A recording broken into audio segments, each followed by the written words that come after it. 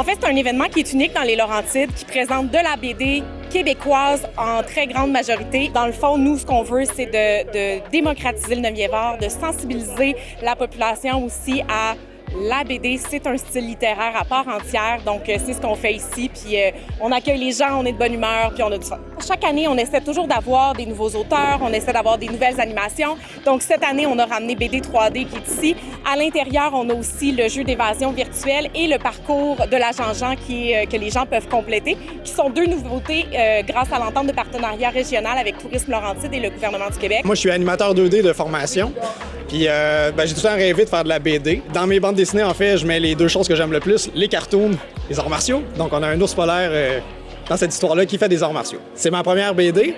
Là, la deuxième est sortie dans la même collection et il y a le tome 3 qui va s'en venir éventuellement aussi. Notre approche, c'est vraiment l'accueil du BDiste.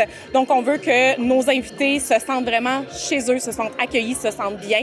Donc, ils sont ici les 2 jours. Ils dédicacent pendant 6 heures par jour, les 2 jours. On est assez unique au Québec, là. Ça se passe un peu plus comme ça en Europe, mais au Québec, on est les seuls à fonctionner comme ça. Donc, les festivaliers aussi vont ressentir cette chaleur-là, ce côté accueillant, ce côté sympathique. Tous les autres festivals, c'est comme, ça existe, c'est cool, c'est super. Mais celui de Prévost, ça représente comme gagner les Olympiques de la bande dessinée. C'est ça que c'est pour moi.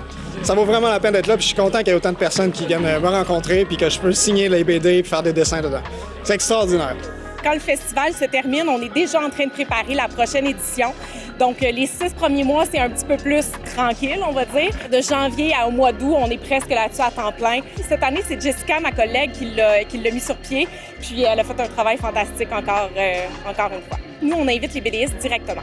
Donc, on a un répertoire, on les invite à la pièce, ils soumettent leur candidature, puis là, on y va avec qui a des sorties récentes, qui on n'a jamais vu. On essaie d'avoir un équilibre entre les nouveaux invités, ceux qui sont là depuis longtemps, entre les artistes qui sont un petit peu plus émergents, un peu plus de la relève, entre ceux qui sont bien établis. On essaie d'avoir du monde qui sont auto-édités, du monde qui sont publiés et édités par des maisons d'édition. Donc, on essaie vraiment d'avoir une variété, des auteurs jeunesse, des auteurs qui sont un petit peu plus pour les adultes. On s'est rendu compte à la bibliothèque, en fait, que les parents disaient souvent aux jeunes, emprunte un vrai livre. Mais une bande dessinée, c'est un vrai livre. Il y a 1 an de travail derrière ça. C'est de l'art visuel et de la littérature. Donc, en rendant le lien aussi facile, bien là, les gens peuvent discuter avec les BDistes puis voir c'est quoi de la bande dessinée, voir qu'il y a vraiment un travail derrière tout ça. Puis même s'il y a moins de mots que dans un roman, bien, le jeune, il y a un livre entre ses mains puis c'est ça qui est important. On prend toutes les idées, on les met dans un grand chapeau, on brasse, on ressort et là, on a un texte de déjà écrit, ça s'appelle le scénario. Une fois qu'on a pris le scénario, on prend des ciseaux, on découpe ça un peu n'importe comment, on rebrasse juste un peu, on regarde s'il est meilleur. Et là, on a ce qu'on appelle le découpage. En BD, c'est l'étape avant de commencer à faire le dessin. Je travaille dans le milieu du dessin animé. Moi, j'aime les trucs qui sont rigolos, qui sont fun, qui sont absurdes. Puis je pense que, justement, dessiner des choses qui sont le fun, ça fait que la vie est le fun aussi. Si je faisais des trucs trash et malheureux, j'ai l'impression que je serais malheureux. Donc, j'ai choisi le cartoon parce que ça donne une énergie qui est différente et qui est vraiment ce que j'essaie de rechercher dans la vie. Il y avait une édition quand je suis arrivée, puis là, on a changé de lieu, on a déménagé dehors, on a grandi tranquillement, pas vite. Donc, tu sais, c'est le même principe qu'avoir un enfant. Tu le vois grandir, puis tu le vois devenir plus autonome, puis c'est un peu magique.